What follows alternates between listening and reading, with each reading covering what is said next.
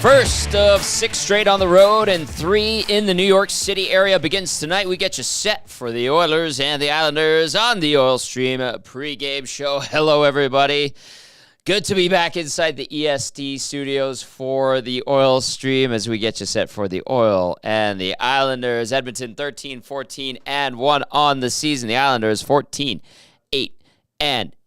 Tom Gazzola along for the ride with you. YouTube Trev right here in studio. And Matt Kassian, our game analyst, will be joining us at around 4:45, 5:30 or so. Puck drop for the Oilers and Islanders. Greg Picker, color commentator on the Isles radio broadcast, will be joining us in a couple of minutes' time as we get you set for this one.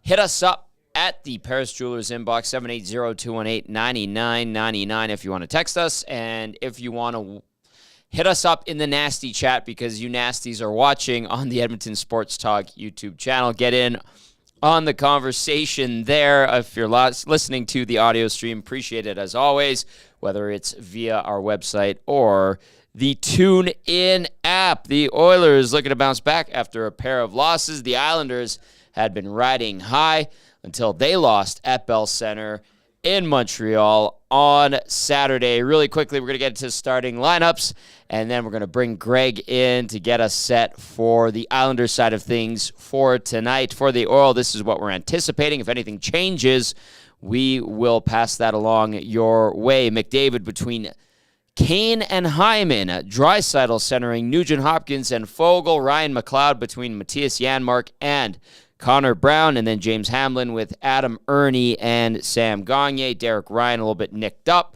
after that game against Florida, so don't anticipate him playing tonight. On defense for the Oilers, Nurse paired up with CC, Ekholm with Bouchard, Brett Kulak with Vinny Desharnais. On the shelf for the Oil, Dylan Holloway, IR. He is supposed to be on the trip with the team and doing some light skating as he gets set to prepare for his return, probably maybe in the new year. We'll see how he tracks timeline-wise and how he heals up from that lower body issue. Derek Ryan not expected to go day-to-day, and then Ben Gleason as well. As for the Islanders, we're anticipating Bo Horvat between Anders Lee and Matthew Barzal. Brock Nelson centering Pierre Engvall and Kyle Palmieri. J.G. Pajot between Simon Holmstrom and Julian Gauthier. And then Casey Cizikas with Hudson Fasching and Cal Clutterbuck. On the blue line for the Islanders, Alexander Romanov with Noah Dobson. Mike Riley with Sebastian Aho. Samuel Bolduc with Robert Bortuzzo, recently acquired from the St. Louis Blues. That's because the Islanders have a bunch of injuries on the back end. Let's get to those injuries right now. Scott Mayfield, IR, upper body. Ryan Pulock, IR, lower body. Ryan Pellick, IR, upper body. Oliver Wahlstrom, day-to-day illness. Matt Martin, IR, upper body. Really quickly, let's get into our starting goalies for tonight. 25-year-old Stuart Skinner, 11-8-1 on the season, 304 goals against average, 881 save percentage with 1 shutout in 21 games this season. Lifetime versus the Islanders, Skinner 1-0 with a 1.0 goals against average, 970 save percentage in that lone appearance versus the Isles. At the other end of the rink, one of the best in the business, 28-year-old Ilya Sorokin, 8-4-7 with a 315 goals against average, 912 save percentage with 2 shutouts in 19 games this year. Sorokin versus Edmonton, 2-3 record, 240 goals against average, 931 save percentage with a shutout in 5 appearances versus the Oilers. All right, I think Greg he's good to go. Thumbs up from YouTube. Trev, yes, indeed. Let's get Greg Picker in here. Greg, good evening, sir, from UBS Arena. You guys, a nicer setup than the times I would see you back at whether it was Barclays Center or Nassau Coliseum. I haven't had a chance to check out UBS Arena. Like, give us the sense of what it's like in there, because long overdue. You guys were bouncing back between Nassau and Barclays. Take us into the new building. Describe it for us, because it's been a while since I've been on the island. Well, for those of us who are on press level, I think the first few games a couple of years ago, once we moved here, we kind of were like, we actually have our own press box now. Right. Now, you saw it at the Coliseum. Yes. There was a press box, but you would have to climb over each other just to get to the proper spot. And then in Brooklyn, listen, it was a beautiful building, but it was built for basketball. Yep. And so there was no press box, which was actually kind of cool from a broadcast perspective because we were at the top of the lower level interacting with fans. The funniest was whenever there was a video review, the fans at the highest level of the lower level who knew we were doing the radio broadcast right behind them and had access to replays would look to us and say, is it going to be a goal? Is it going to be overturned? And, we'd try to give them our prediction before they actually heard it from the officials. But for UBS Arena, this is season number 3. Absolutely state-of-the-art, fantastic. You remember the low roof of the Coliseum, which was not too dissimilar from what you used to have in Edmonton.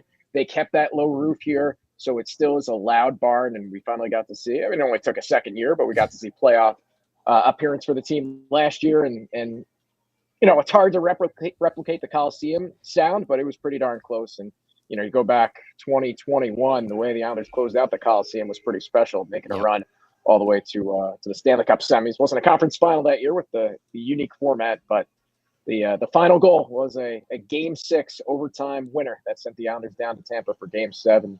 Unfortunately, couldn't see a Stanley Cup final to wrap up the Coliseum, but here we are, and everybody's so happy and thrilled here at UBS Arena. It's beautiful, state-of-the-art, everything that you can imagine in one in a venue.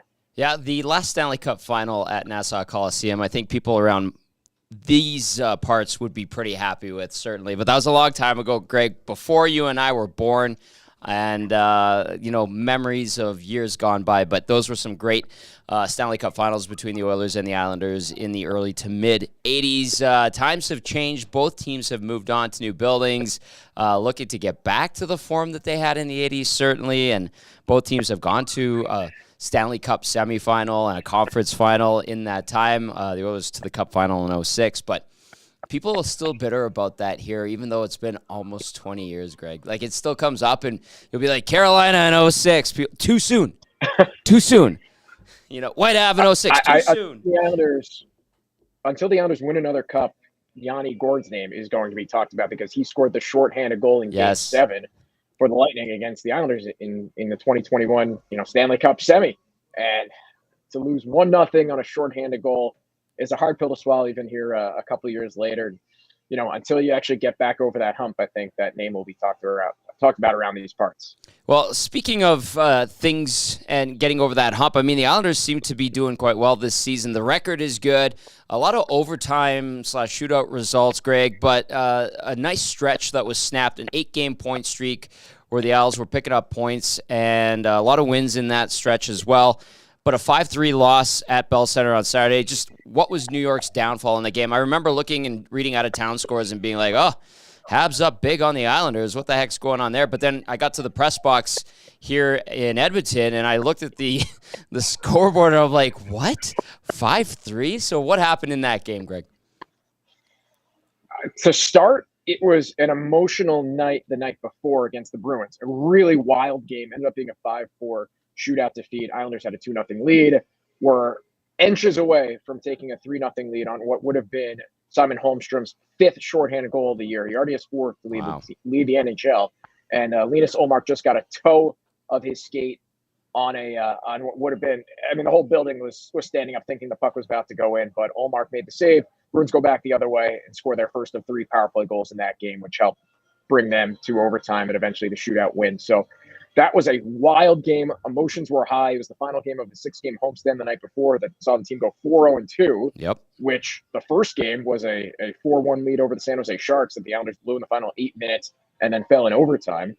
And then had a lead against the Bruins, 2-0, 3-2, 4-3 into the final 3.5 minutes and lost. So the Islanders were that close from going perfect 6-0-0 on the homestand. You go on the road, second half of a back-to-back, clear customs going into Montreal, and the Habs were well rested. So it was just tough for the Islanders to get going in that one. And then all of a sudden, Brock Nelson scores shorthanded in the third period, and got the Islanders going for the third, but just too tall of a hill to climb. And huge difference between what we thought the end of the second period was going to be scoreline-wise versus what it actually was, because it was 2-0 into the final 60 seconds of the second period, and the Canadians scored twice, so all of a sudden a 4-0 deficit. Much different type of task, and the Islanders still almost got out of it. Yep. With Brock Nelson scoring twice, Bo Horvat scoring. He's got a 10-game point streak now, Bo Horvat, which is a career high. He did 9-gamer last year before he was traded to the Islanders. Only had 10 points in those 9 games, so almost just exactly a point per game pace, where they're now on this run. He's got 16 points in his last 10 games. Him and Matt Barzal are the duo that we were hoping and expecting them to be. And unless you were following this team or necessarily in the Eastern Conference, you may not have realized that Barzal and Horvat only got to play 6+ games together last year after the trade because Barzal got hurt and then came back for the postseason. And, we'll never know if he was 100% for that playoff series against the Carolina Hurricanes, Right. but considering he didn't play down the stretch, it's been amazing to see them both at 100% together though this season, and they've been fantastic. Greg Picker joining us now, Islanders radio color commentator right here on the Oil Stream pregame show. Oilers and Isles get going just after 5:30 p.m. our time. Lots happened since the Islanders visited Edmonton, Greg, back on November 13th. New York just had an 8-game stretch, so we alluded to where it went 6-0-2. What has spurred this team on in the last, 4.5, 5 weeks? Because that game was actually Chris Knobloch's first behind the bench as head coach of the Edmonton Oilers, but the Islanders have had a great run since as well. What has kind of spurred that on? For those of whom that think they're familiar with this team from the past 5 years, this is the exact opposite of that team. That team was propelled by excellent penalty kill, locked things down. You could go up 2-1 in the third period, and game was pretty much over. This team, all of a sudden, can't stop scoring, has the best power play in the NHL dating back to November 15th, and that was the biggest issue for this team over the last half decade. And now they have scored goals in 11 of the last 16, but overall as a team, the Islanders have scored at least 3 goals in 15 of their last 16, which is just something you would not have expected the way that this squad has been built to win over the last half decade plus. And all of a sudden, they'll give up the third period lead. In 30 games this year so far, the Islanders have had 11 multi-goal leads that have disappeared in those 30 games. Which is obviously not – that's why there are so many overtime shootout defeats, because they've been able to get to overtime when building up those leads. Can't necessarily always win an overtime or a shootout, but 14-8-8 record is strange sight to see, but it's because they've been able to build up leads, haven't been able to get through the whole 60 minutes.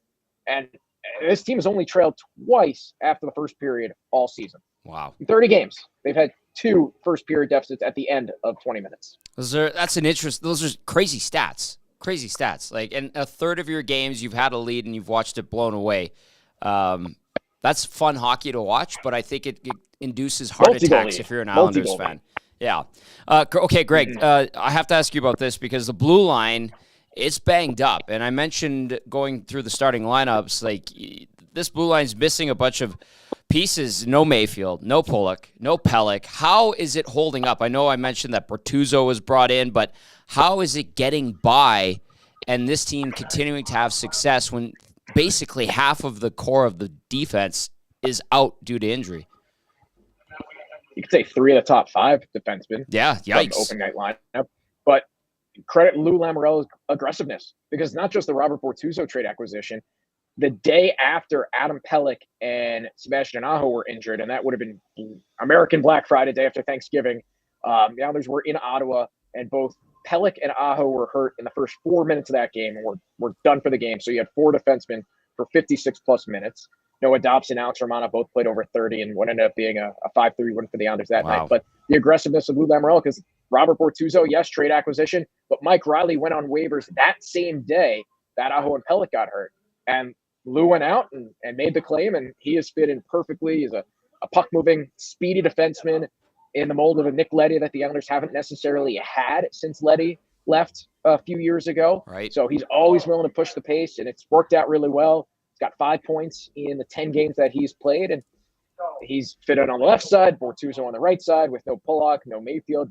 You needed somebody to be able to play on the right side, and yes, the penalty kill still hasn't been able to improve the way that the Islanders would have hoped, but overall, even before those Pelech and Aho injuries, which happened in late November, and Pulock got hurt since then, I think the Islanders have only finished 1 game this year with their full 6 defensemen intact from opening night, maybe since opening night. And Mayfield actually may have even got hurt in the last couple minutes of opening night and was out for a bit of a stretch. It's, you know what, the forward core, thankfully, has been pretty healthy. But on the blue line, it's been a different story, but it hasn't had as much of an impact negatively as you'd expect because of Lou Lamoriello going out and getting Mike Riley, Robert Bortuzzo. Greg, Noah Dobson's run here. He was named, I think it was one of the 3 stars of the week recently. He's 23 years old. He's on a great clip offensively, 32 points this season. And I know he matched something Denny Potvin did back in the day. Yes. And just how is he I'll evolving? Give you the specifics on that. Yeah. So 27 assists in 30 games for Noah Dobson to start the season. Wow. That had not happened for a blue liner since Dennis Potvin, 75-76. That was the first of Potvin's 3 Norris Trophy seasons. So when you're able to do something that only Dennis Potvin's done for this organization that's been around for 52 years, that's putting yourself in a class above. And so Noah Dobson, who he's always had that offensive side, but has taken it to another level this year and has added the defensive element because he's had to be a top pairing defenseman. Yeah. He's been a number 3-4 guy behind Pelican Pollock and been able to be the number 1 power play defenseman and quarterback. So he's been able to produce some points that way, but now he's doing that at even strength and also playing 25-33 per game, which is actually 3rd most in the NHL. So he's had to do it while getting a ton of work.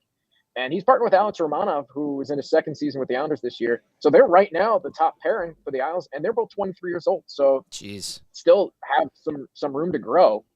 And it's funny just with Evan Bouchard coming in because he went 10th overall in 2018.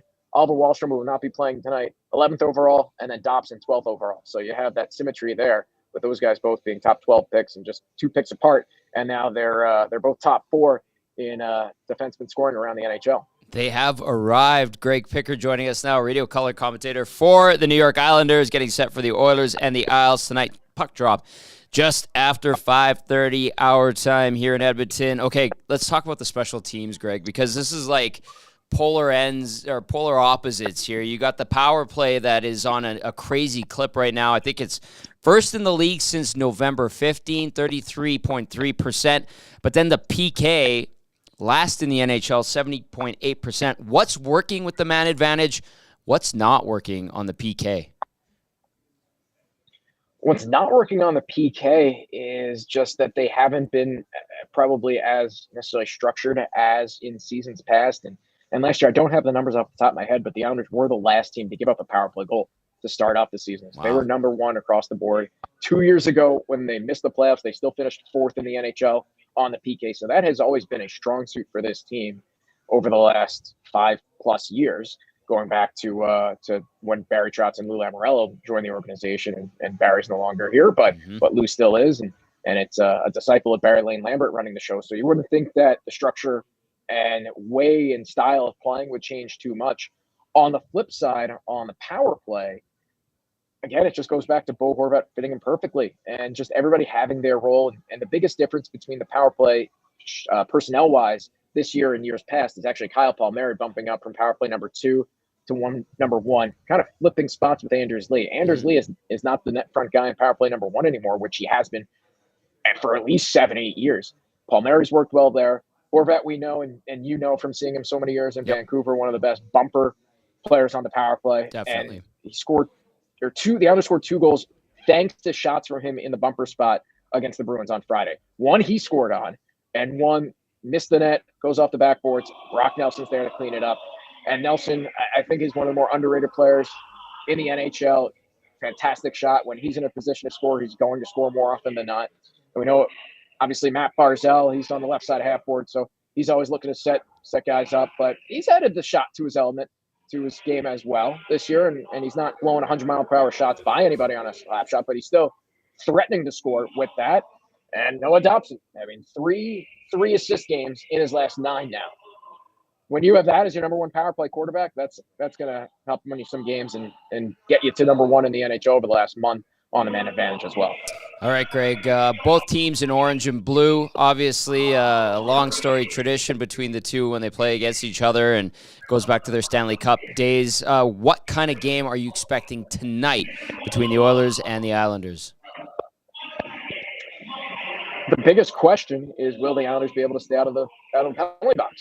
If they don't, then it's going to be a tough night for the Islanders. If they do, they've been so great at 5-on-5, and if they can get a couple power plays themselves, odds on they'll find a way to score the way things have gone recently. So if it's a low event game when it comes to penalties, and a lot of people have said this when their team's going up against the Oilers ever since 2015 and probably even longer. But if you're able to stay out of the box, I would expect the Islanders to find a way to pick up the 2 points. But if they don't, then it's going to be a long night because this penalty kill has struggled, and I don't need to tell you how good the Oilers power play is. Well, if anything, for the Islanders, that PK seems to have a knack for scoring. You mentioned the shorthanded goals, 7 total. And who was it? Wallstrom has got 5 of them? Holmstrom. Simon Holmstrom, right, yeah. 4, and came inches away from a Linus Ullmark kick save from scoring his 5th on Friday night. Yeah, so they can. And him and JG Pageau have just been a dynamic duo. Even strength, yes, but they're always out there on the penalty kill together. And I can't tell you the number of 2-on-1s and even a couple 2-on-0s that they've had this season that they've been able to find a way to threaten even when down a man. Well, Greg, I'll tell you what, the Oilers can be leaky when they're on the power play at times, so it'll be a fun game to watch. Buddy, always great to catch up with you. Thanks for hopping on tonight, and have a great broadcast, and look forward to seeing you again. Thank you. Thanks for the invite. That is Greg Picker, radio color commentator for the New York Islanders. Great guy, and he's – man, you know what, Trev? He has been part of the Islanders broadcast team. He did some play-by-play for a bit. He would do when I did Oilers TV, he was doing like Islanders TV. I think he's even done some stuff on their TV broadcasts, the regional broadcasts. He's a jack of all trades. Great guy. Good hair. And appreciate him hopping on. He's an Islander through and through. Yeah, I was going to say, he knows the stats, eh? Big stats guy. Big stats guy. guy. Well, when you bring up this, that hasn't been done since. So that's impressive. It's good to know. Just a good broadcaster and even better dude.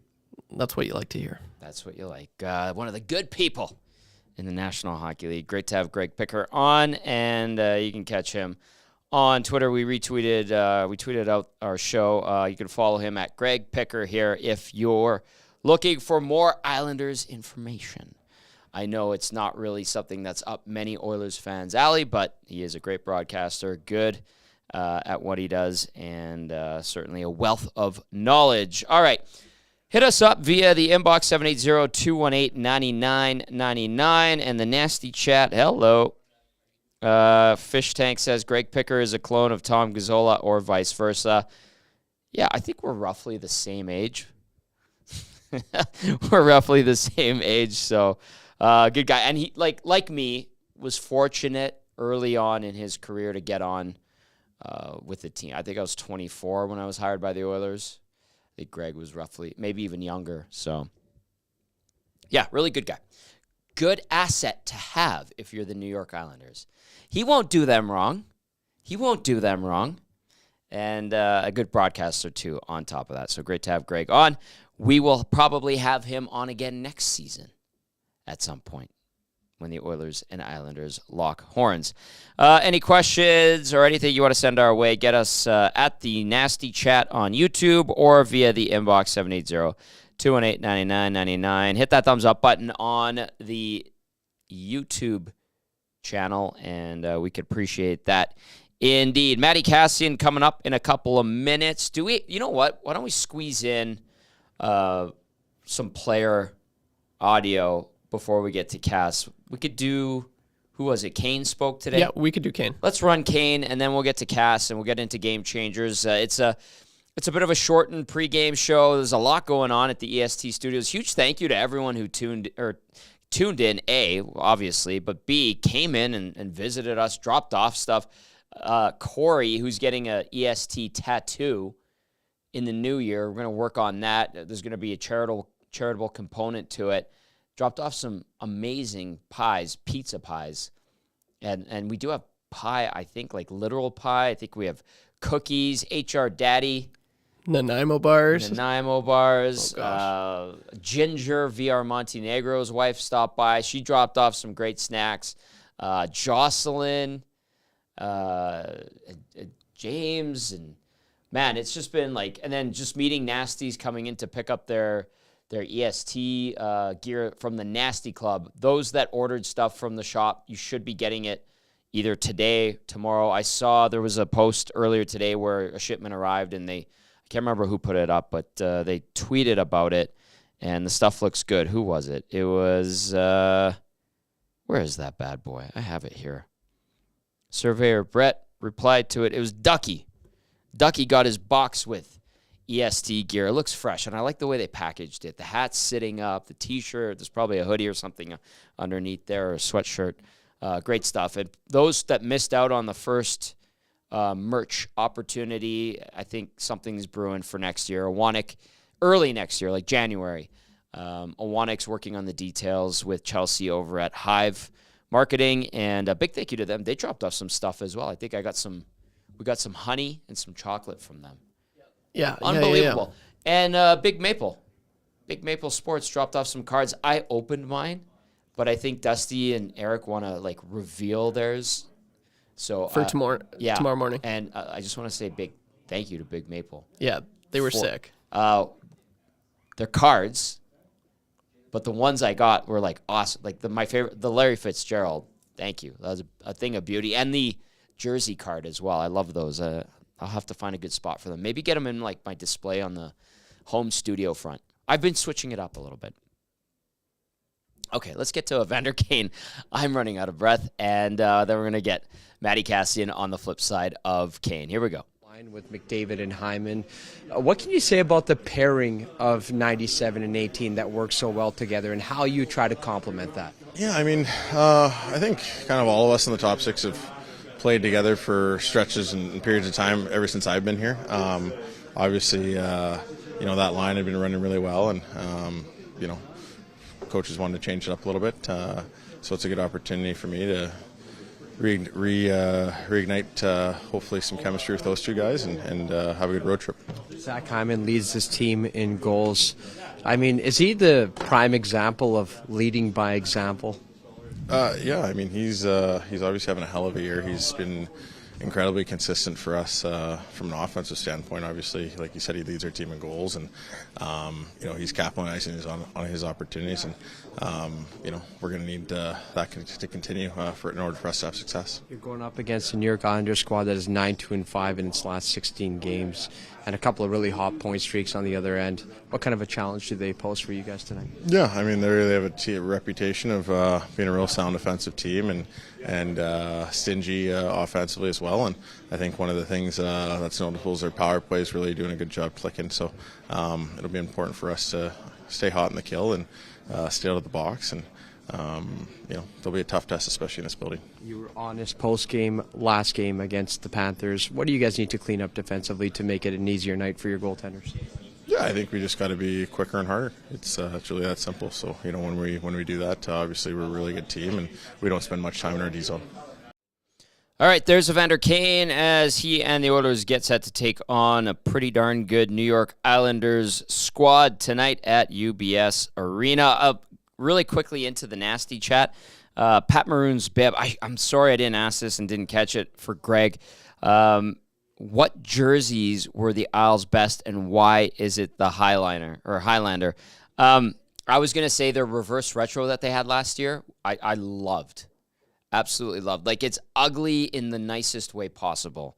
And I managed to get a Strudwick in the reverse retro. I had to finagle that through Greg's colleague, Corey Wright, who is the writer for the Islanders website. All right, let's bring in our game analyst, former NHLer Matt Kassian, as we get you set for tonight's tilt. It is time for Game Changers, brought to you by Damon Bunting Remax Elite. Damon Bunting, consistent top-producing realtor in Greater Edmonton and among Remax realtors. He and his team would love to help you find that right home or make the move from your current home. Community-driven. He understands what it takes to make a difference in our city, as Cass shows us Damon in the flesh on a water bottle. Check him out on damonbunting.com or visit his Instagram at Damon Bunting Real Estate. That is a hot commodity, Cass. The Damon Bunting water.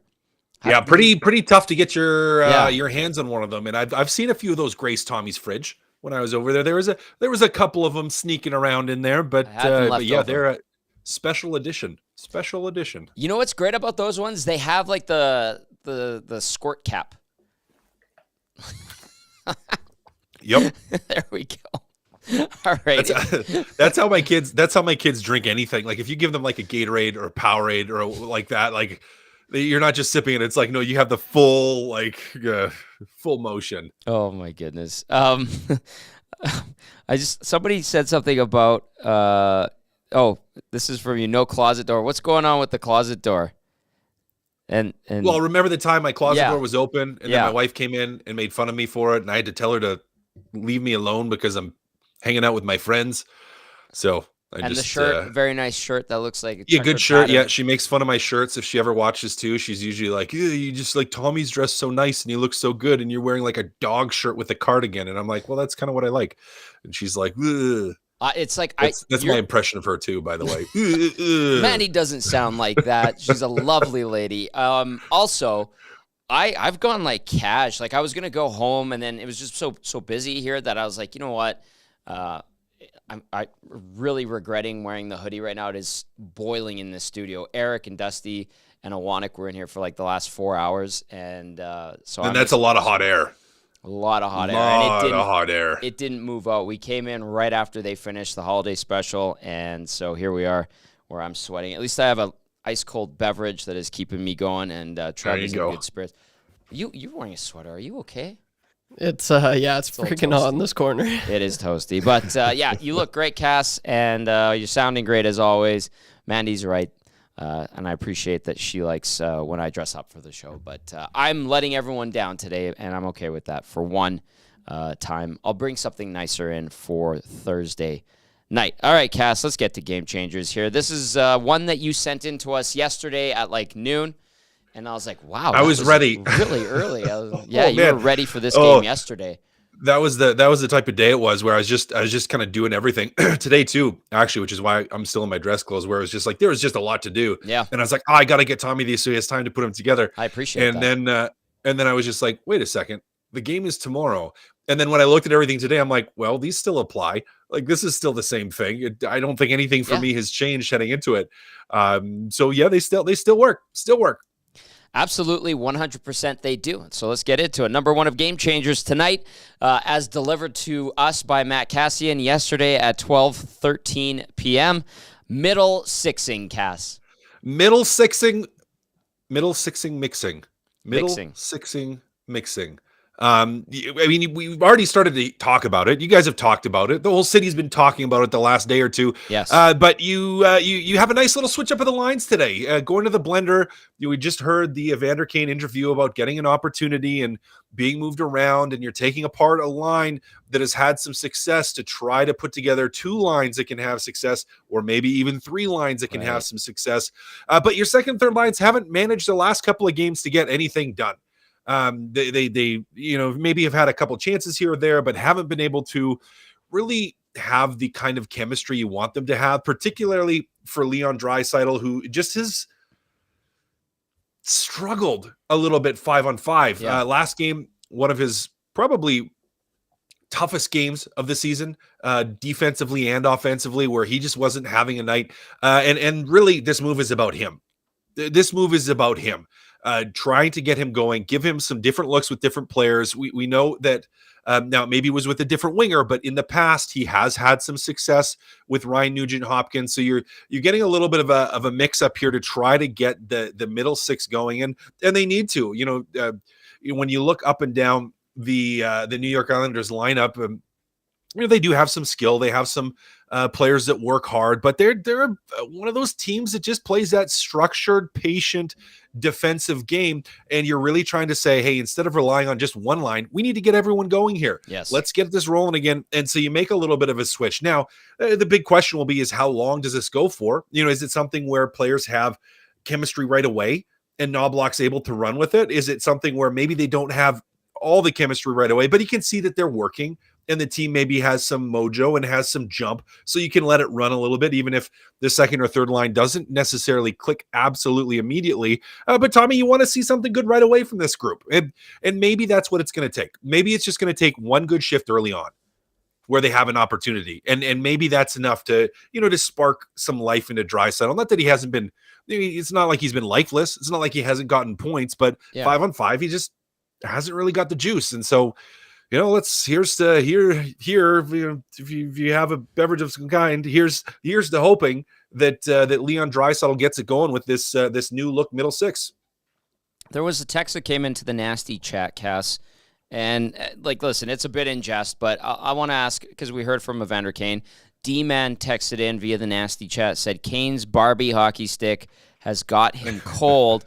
I like the White Lightning look. Andy Sutton called his all-white Easton back in the day White Lightning. There's, Joe Pavelski. When I was talking to Kane when he switched over, it's the same model that he's always been using, but it's just all-white wrap, and then he's switched to white tape. A nice clean look. And I asked him about it. He goes, no, it's not a new model or anything like that. It's just all white. And he's like, I've got my stamp, my decal or logo on it. But he has 2 points in his last 7 games. He was on a nice stretch before that.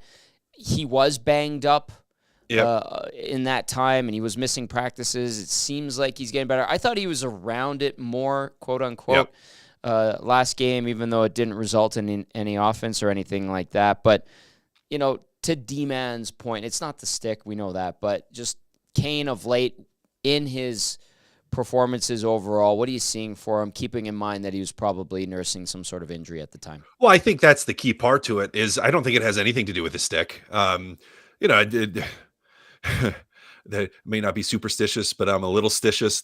And I'm not. But that's just to throw a quote where there's a lot of people out there that take that approach. They're like, "Oh, I'm not superstitious. I'm just really a little stitious." And they're like, "Oh, it's you change the color of a stick," and it's like, well, that doesn't really have anything to do with it. Now, if you change his curve, if you change the lie, if you change the grip, if you legitimately change stuff aside from the color, sure. Yeah, maybe it has something to do with it, but I think it's more him being banged up, him being injured. And I thought he was around it a little bit more last game. Throws a big hit early in the game on the wall. And that maybe even from a mentality standpoint where maybe he did that and it didn't hurt. And he was like, okay, no, I'm okay here. But I do think it looks to me last game like he's starting to feel a little bit better, but it was pretty clear to me, Tommy, that he was banged up. And he'd been playing some pretty good hockey heading into that, that stretch, that run that the Oilers were on, like he was a pretty key part of that. And his physicality and being aggressive and around the net and disruptive on the forecheck, he was able to do all those things, and he just hasn't been able to get to quite the same level on the last couple games. And hopefully he's healed up enough now that he can get back to it, and then he's going to have to, with the opportunity that he's given today. I mean, you don't want a guy, and maybe this is what they were waiting for to bump him up there, was maybe you would have had a little bit of a different look last game, but you were just waiting until a guy's totally back and totally healthy so that he can do what he needs to contribute to that line. Kane, 12 goals, 10 assists, -7, 46 PIMs, leading the Oilers in penalty minutes through 28 games this season. Coach Mike chimes in via the text line, says, hoping these new lines click, can't lose 3 in a row. Go Oil. That one via Coach Mike. All right, Cass, number 1 was middle sixing, and then you added mixing in there. Number 2, shoulder checking. Shoulder checking. The bane of the Oilers' existence last game was a lack of awareness of threats coming from up high in the defensive zone. They got absolutely lit up. Happened to Draisaitl, happened to Ryan Nugent-Hopkins, sort of happened to Warren Foegele, but pretty much every line at least had one moment of losing an assignment from somebody either coming into the zone late or just in defensive possession zone times when the other team has possession in your zone. Now, when we look at the New York Islanders lineup, they don't have as many defensemen who are as aggressive. They certainly don't jump into the play as much as the Tampa Bay Lightning or the Florida Panthers. But it's a problem when it happens. It's a problem if you're not aware, because players will. We've seen it happen the other way too. I mean, I think back to the Carolina game and Matthias Ekholm's goal off a draw where Seth Jarvis, takes a little bit of a turn and it's like 2 steps out of his way for where he needs to be. And Ekholm slides around, steps in and takes advantage. And I think that's a huge part of their defensive zone, like from a organizational standpoint. And by organization, I don't mean like team organization. I mean like who goes where on the ice organization. Right. Structural, we could call it structural standpoint. Things really break down when you miss an assignment like that, because it forces everyone else to try to make up for your mistake when you lose a player up high. And those are some of the most dangerous plays. If you, as a winger or as a high centerman that's guarding someone, or even a defenseman that's kind of playing that halfway because your guy rolled up and you're rotating, getting beat back to the front of the net into the high danger areas is an absolute no-no. Like, that is absolutely where you can get crushed as a team. And we saw that particularly against Florida, where they got burned by it a couple times. So something I want to see them clean up tonight, just that awareness in the defensive zone when the other team has possession, shoulder checking, ensuring that you know where the players are in zone so that you're not just, giving up grade A scoring chances where you absolutely do not have to. Because in those situations, Tommy, I don't think you have to. You don't have to give up a scoring chance there. If you stay in your lane, you stop and start instead of doing these big swings, and you're shoulder checking and paying attention to where guys are, you're going to be okay. You're going to be okay, and you're generally going to be able to break up some of those high danger scoring chances. Cass, if I suggested that last game there seemed to be shades of early season Oilers defensive zone play, is that a stretch or is that fair? No, that's fair, because there was. No. It was. Now I thought they cleaned it up as the game went on. Like, they were, from a defensive zone standpoint, they were better in the second, better in the third. But that first period, particularly the last 10 minutes of it, it's like the whole first period was shades of it. But the start of the first period was like they turned pucks over like it was earlier in the year, and then the second half of the period was like they didn't have any defensive zone awareness like they did earlier in the year. So shades of it, absolutely, Tommy. Yeah, turnovers, spotty checking in front of their goaltenders, and that last minute and 2 seconds, 2 goals allowed, that's a killer. You know what? Coaches always bitch and complain about goals in the first minute and last minute of periods. Well, you let in 2 in the last minute and 2 seconds in that first. That kind of sets the tone the rest of the way. It is Game Changers, brought to you by Damon Bunting, Remax Elite. Matty Kassian with us as we get set for the Oilers and the Islanders. Tom Gazzola and YouTube Trev in the EST studios. Cass holding it down back at his studios at home. If you want to text us, 780-218-9999. Any questions for Cass in relation to the Oilers' overall game or anything you want to nitpick, fire those our way. Or if you're watching on our YouTube channel, send us a note via the nasty chat. And Zedmo asked if Gleason was in, and then some stranger says, doubt Gleason will see any ice time today. He was not skating in the top or as part of the rotation on the back end. He was the extra D-man this morning at the morning skate. If anything changes during warm-up, we'll pass that along your way. All right, Cass, number 1 was middle sixing, mixing.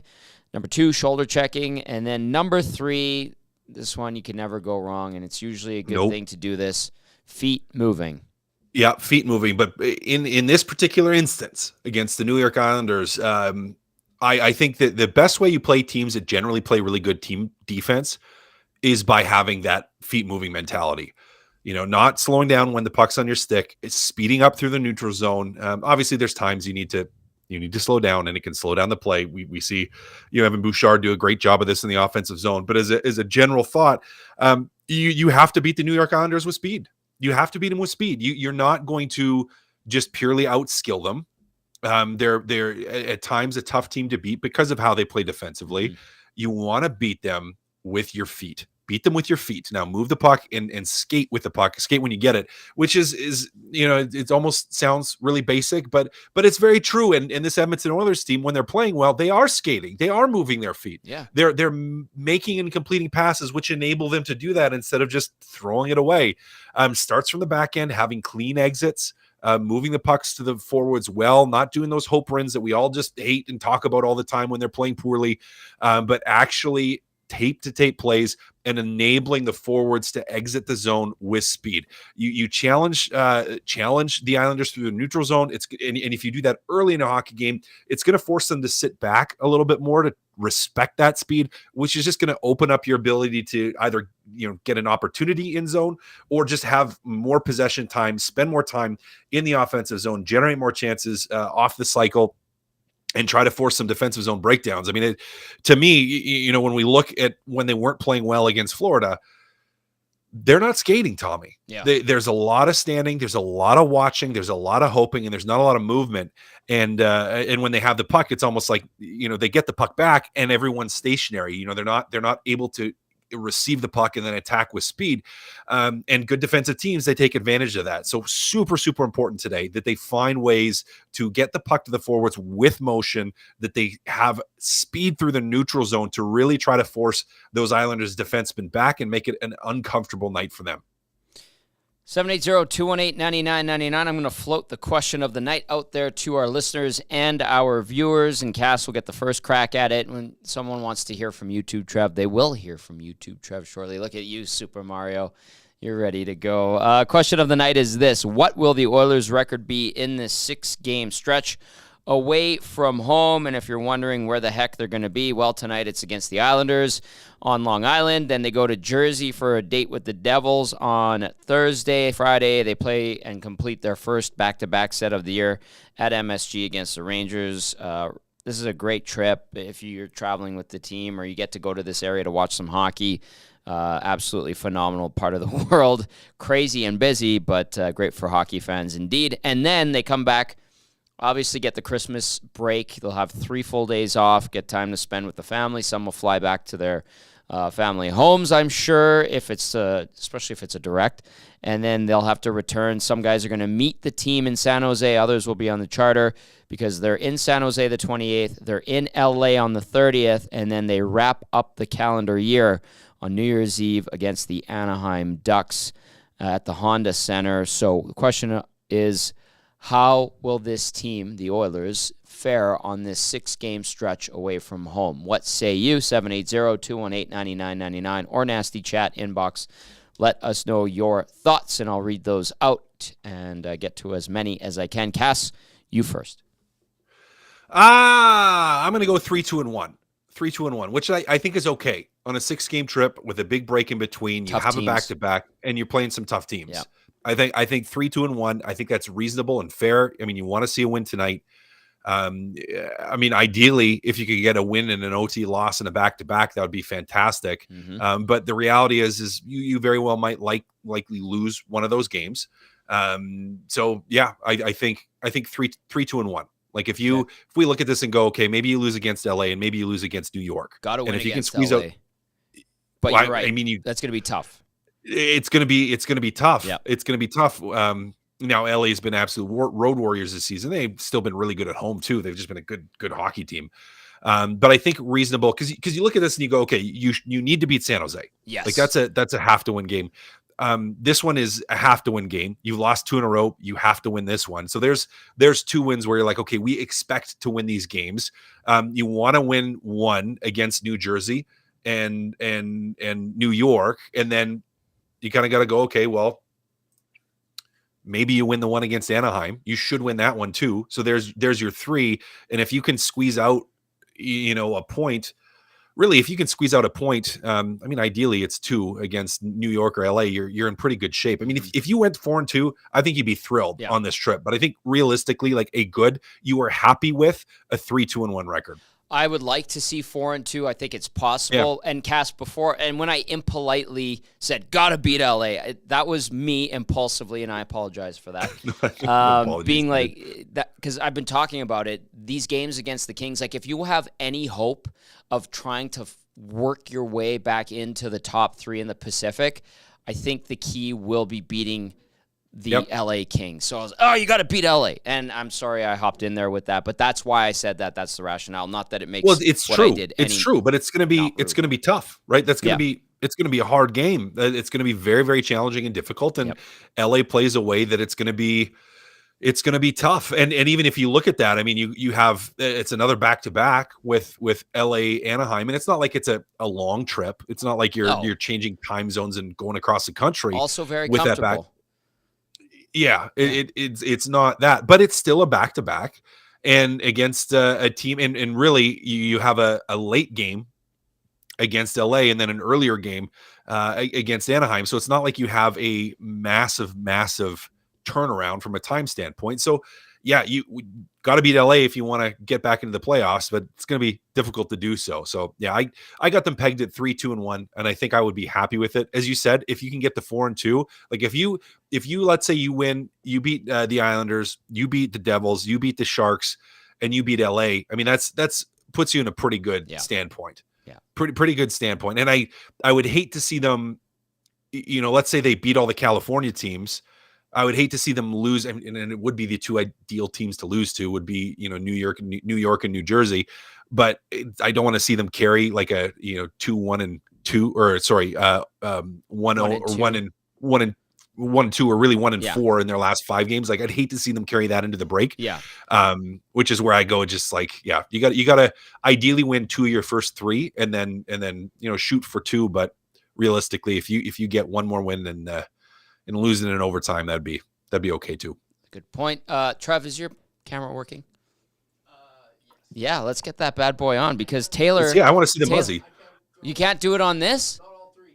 Well, we'll see you in a little bit. I can't throw all 3 at the same time. Oh, really? But you can do it. We do it on 2 guys. It'd be tight. It'd be tight with the screen. We do it on 2 guys in the goalie. You gotta. Okay, give me come a on. sec. We want to see you, Super Mario. Yeah, we want to see that glorious Muzzy. Yeah. Woohoo! It's me. Because via the nasty chat, Taylor says Trev always makes the best predictions. Would love to hear from him. I'd love to see him on camera, to be honest with you. Let's see YouTube, Trev. You got it work? You got it working? Give it. He's got to give it a minute. He needs a minute. Okay. Text us 780-218-9999 and via the nasty chat as well. If you're watching on our Edmonton Sports Talk YouTube channel, the question of the night is this: what will the Oilers' record be in this 6-game stretch away from home? Cass says 3-2-1. I'm going with the 4-2, but you gotta beat LA. Beat those Kings. That's going to be super important. And if anybody's chiming in, I'm looking for it right now. Andy Pandy says 3-3 wins on Long Island, Anaheim, and San Jose.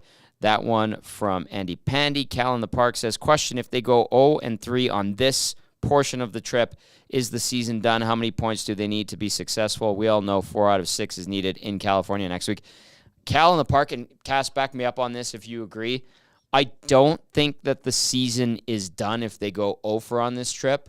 I just think it looks bad. People here are going to go berserk, and it makes the work harder in a smaller window of time. Well, it makes it way harder. And now you'd rather go, if you're going to go 0-3 in either of those 2-3 game chunks, you want to do it in the first one.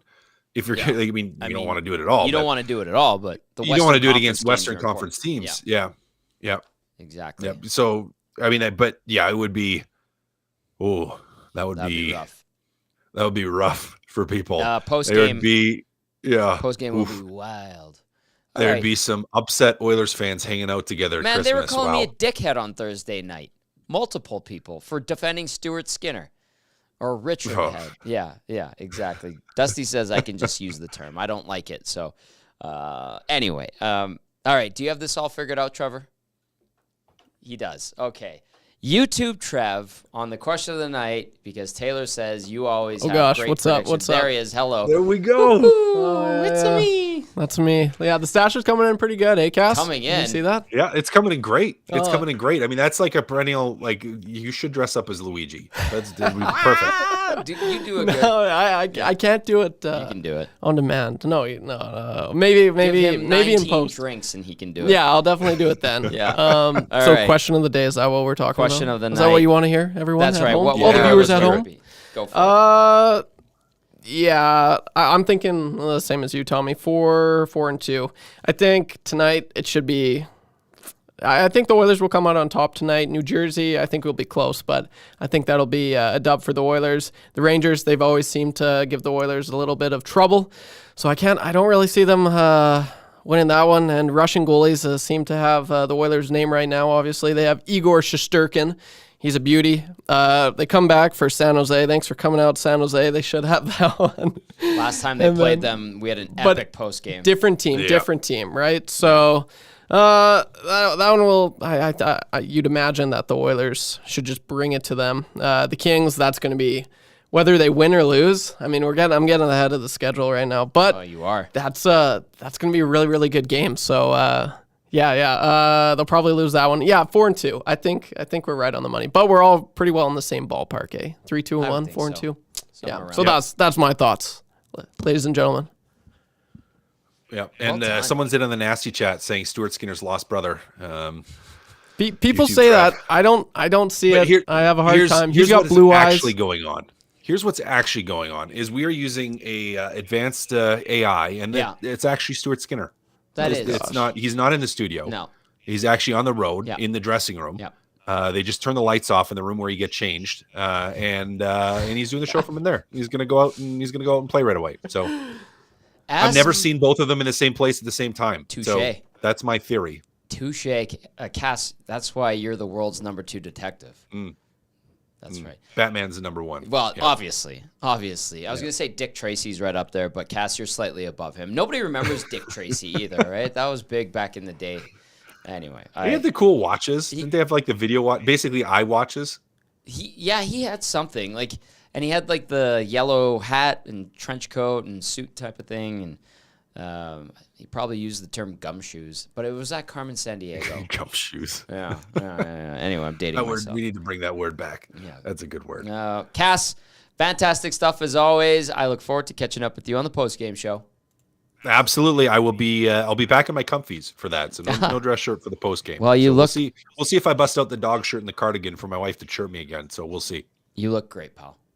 Thanks, buddy. I'll see you in a bit. That is Matt Kassian with Game Changers, brought to you as always by Damon Bunting, Remax Elite, and YouTube Trev making an appearance.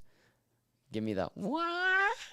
I can't do it. You do the Mario impersonation so well, and you look like him. So good job, pal. Thanks, bro. Good job. Ask and ye shall receive during the holiday season right here on Edmonton Sports Talk. 780-218-9999. Zedmo says 7-4 Oilers. The Islanders from Dell says Islanders 6-2-2 last 10. Not a gimme. Definitely not. They're playing well. They had points in 8 straight in a 6-0-2 run prior to the loss on Saturday in Montreal. MGD 8862 says, I would like the 3-2-1 record for this road trip. Penner's Pancake says, LA is weaker at home. I mean, they're near perfect on the road, though, and it's been incredible. But Phoenix Copley went down with an injury, so Cam Talbot's going to have to be good and pick up some slack there. But Talbot has had a really good season indeed thus far, so we'll see how things go. But I think those games against the Kings this year could make or break Edmonton busting into the top 3 in the Pacific, but they can't have prolonged stretches of losses anymore. They can't win 3 and lose 2. They need to win 3, maybe lose 1, you know? They need to nip those losing stretches in the bud. It's at 2 games right now, teetering on stop it and don't do that anymore, but we'll see how they do against these Islanders. Dell says 3-2-1 won't be enough. I think, and listen, like Dell saying 3-2-1 won't be enough. I think that's just looking big picture. Everything still needs to be day by day for the Oilers. Don't even look at what other teams are doing. Put your head down, go and do the work day by day. The results should take care of themselves if you put in the work. Play like you can. Play like you had been playing in that 8-0 stretch. And then when you look up again or go up for air, you're like, oh, geez, we're right there. Or, hey, we've climbed into a wild card spot. You can't go, we need to win at a 750 clip for the rest of the year, because that just gets into your head. So keep it as myopic, forward-facing as possible without going too much into the big picture. So, but I understand the rationale that Dell brings up, and others have definitely thought. And when you have time to really chew on the situation the Oilers are in, it's not great. The good thing that they do have going for them is, A, they've been playing much, much better in the last few weeks, and B, they're back in the mix. So they've done a good job of getting there, and they're going to have to be really good the rest of the way. Not a lot of nights that they can take off or blow, a la the loss against Tampa in that third period where Skinner let in some bad ones, and they legitimately got goalied by Andrei Vasilevsky, who made 54 saves, or 53 on 57 shots that night. Okay. We're going to go back inside the Oilers locker room down at UBS Arena, and we're going to hear from head coach Chris Knobloch. Let's do that right now. Well, that is 9-5 in its last 16 games. Can you just talk about the challenge they pose for you guys tonight? I think they're a pretty heavy team, forecheck hard, and crash the net. Obviously they've got a lot of skill. Their center depth is really good, so I think it's going to be a good challenge for us. I know you spoke about it on Sunday, but the balancing of your lines, how does that kind of benefit you heading into a game like this? Yeah, especially when we go on the road. We'd switch up our top two lines a little bit, putting Nuge with Leo. Felt that we need to get more scoring throughout our lineup, but also when hitting the road with them, the opposition being able to have the matchup lines and getting their deep pairs and their checking line out against our top line so much easier than if we were at home with our last change. So hopefully that's something that benefits definitely that second line, but our whole team. What are you hoping to see more of from Evander Kane as he kind of looks to kickstart his game right now? Shoot the puck more, go to the net. He's one of those guys that can, pure goal scorers. And, just getting some chemistry with Connor and Zach playing on that top line. We need goal scoring throughout our lineup a little bit more. And there's an excellent opportunity for Evander to chip in offensively. Especially when you have the best player in the world, a lot of your matchups kind of isolate some offensive players against offensive players, but you got two defenders that have been providing offense in this game. Of course, Noah Dobson in New York and Evan Bouchard in Edmonton. What can you say about the play that both of them have played throughout the season so far? Well, both of them extremely hard shots from the point, accurate, and then also benefiting on the power play. Their Islanders got off to a slow start with their power play, but since they were in Edmonton, their power play has been running at about 36%, and a lot of that is Noah Dobson running the top on that power play.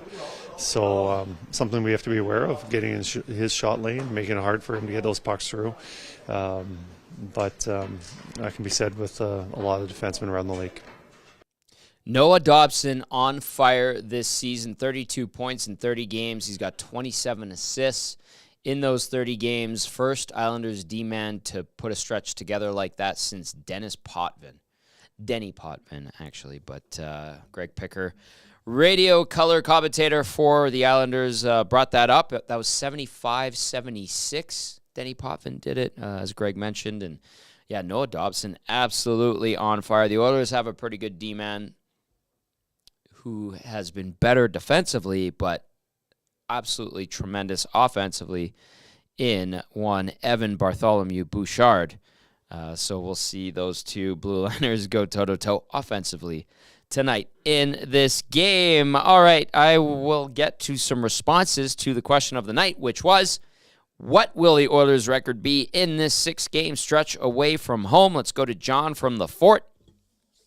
John says, 4-1-1 optimistically, and boys, bring in a t-shirt or two for emergency. Luckily, we have like a huge box of Cool Bet stuff, so if we sweat through one, like Lieutenant Eric did for the holiday special, he had to bring one out. He had to dig in there for a boys' medium, and he made it work and gave some love to one of our fine partners in Cool Bet. But good point, John. And I like the optimism. I really do. So 4-1-1 says John from the Fort. Big Uke says 3-2-1 is the minimum. Anything better is gravy. And then also adds 9-2-5 still means that they lost 7 games, is a good record, but doesn't make them world beaters. This game is very available for the Oilers. You'll recall, I think it was November 13th that the Oilers and the Isles faced each other. And the Oilers won that game 4-1. That's also when Dylan Holloway went down with that lower body injury. Good point, though, Big Uke. And then Fat Dan says, I still believe in them, but the Oilers are so silly that they're going 5-1 with the loss coming against the Sharks or Ducks. Fat Dan, ooh. And then Fat Dan says, my bolder prediction is Brown scores on the road trip. He's due, right? Yeah, overdue. Fat Dan, thanks for the text. Vance Vander Van, good to hear from Quadruple V, says, I bet the Oilers lose to LA all season, then barely squeeze into the playoffs, then LA loses to the Oilers in the second round. Oilers will beat LA what the Bruins were to Toronto. Ooh, haunting. I like that, Vance Vander Van. If it works out, someone bookmark that text sent in on December 19th at approximately 5:22 p.m. Mountain Time. Nasty chat. Let's see what's going on in there.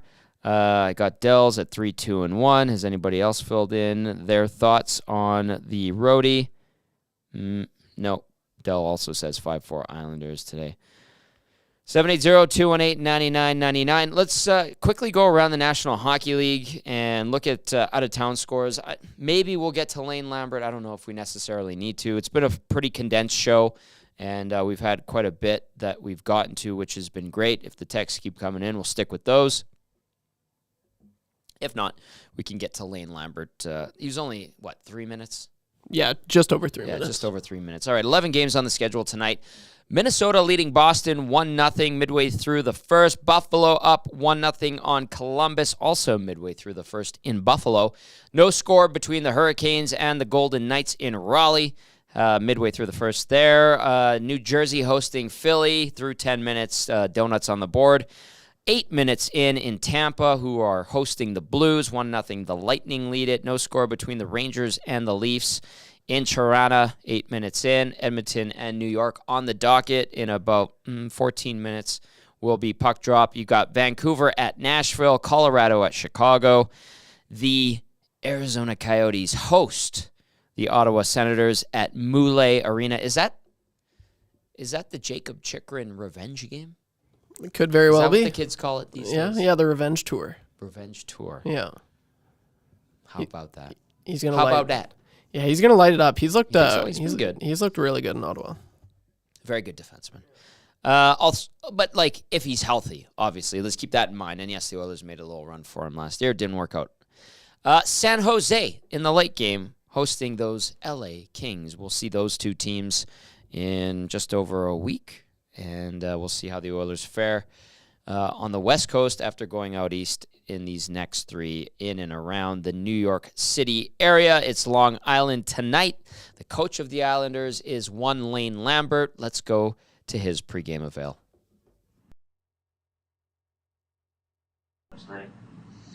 I expect Palmieri will be in, yeah. And I guess the injured team there, you planning on having any other travel? No, I don't think any of them are traveling. Make that decision this afternoon. Been here since Noah was here, kind of the plan to bring him along as slowly as we did that first year. He seems like he's, we talk about development, it's not always linear, but it seems like it's been pretty linear for him. Can you kind of trace it back to how he started and how he adapted to that unique start to his NHL career? Sure. I think that he, when he came in, again, young player, needed to gain strength. It's very difficult to come into the National Hockey League as a young defenseman and have real early success right away. I think the plan for him was well thought out. I think some of our veteran players, whether it be Andy Green or Chara, helped him in his development. And I think what he's done is he's taken upon himself to understand what it takes, the training that needs to go into it, and all different kinds of things off the ice as well. And so he's just kind of continued a steady rise for me, and he's just getting better and better. He had a track record playing tons of minutes before he got to you guys, and so now we need to lean on him because of the injuries. Do you feel like he's kind of can get that mindset back quite easily? I know juniors is different. No, it is different, but it is a similar mindset. To your point, I think he enjoys it. I think he enjoys the fact that he can, get out there in all situations.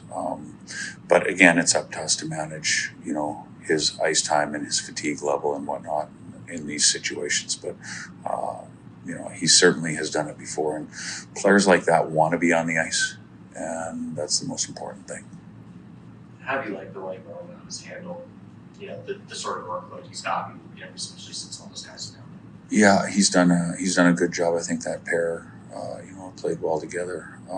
And certainly, I just think he's moving the puck better. He's doing better things with it. So, he's a guy as well who just wants to be out there. And you don't have to tap him twice to put him out on the ice. He enjoys being out there. Where do you think he is, kind of, I guess, in his sort of development arc? Well, I don't know. I don't know where the ceiling is for any player, really. But certainly I think there's always improvements to make, and we'll always strive for improvements, and so will he. For Dobson, when did he really start to just earn your trust in order to play big minutes, especially late games? It started, I can't pinpoint the exact time, but it's been quite a while. It's not just been this year. And certainly there's areas that that we count on other people to play in certain situations late in games. But Noah's the kind of guy who understands, and part of that development and part of those situations came from when he was younger here, and killing penalties in practice and doing things like that in practice. That was Islanders coach Lane Lambert as his team looks to get back in the win column against an Oilers team also looking to get back into the win column. The Islanders dropped their game in Montreal. They dug themselves a hole, tried to climb out of it in the third, made it close, but the Habs hung on for the 5-3 win. Edmonton looking to get back into the win column after a 5-1 loss to Florida and that 7-4 collapse to the Tampa Bay Lightning. That's going to do it for the pregame show. Nutsy Dealson, I'll go to this one before we wrap up. In the nasty chat says, Tommy, we need another live show from BPs. I feel like VLT guy was a real turning point for the team. That was Kingsway VLT. There was another VLT guy that was bad news.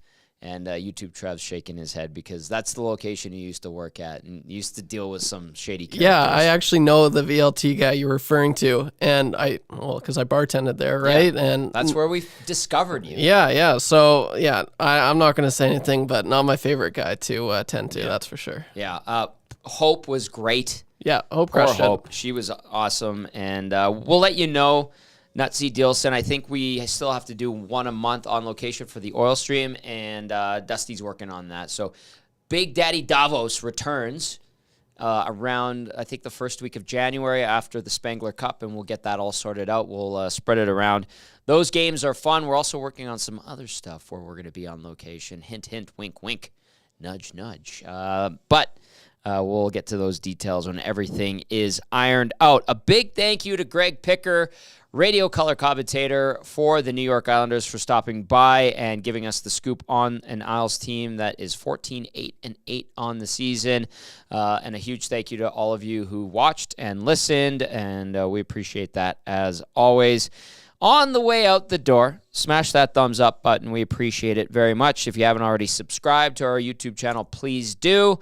And for YouTube, Trev, give me one of those Super Mario. No, here, I'll do one for post. I'll do one. I've had a hard time. I can't do it so well. I know, but I have to just do it naturally. Okay, fine. Whenever it's forced, it just sounds so goofy. Okay, fine. I'm sorry. For YouTube, Trev and Matt Kassian, I'm Tom Gazzola saying enjoy the game. We'll see you after. Ciao for now.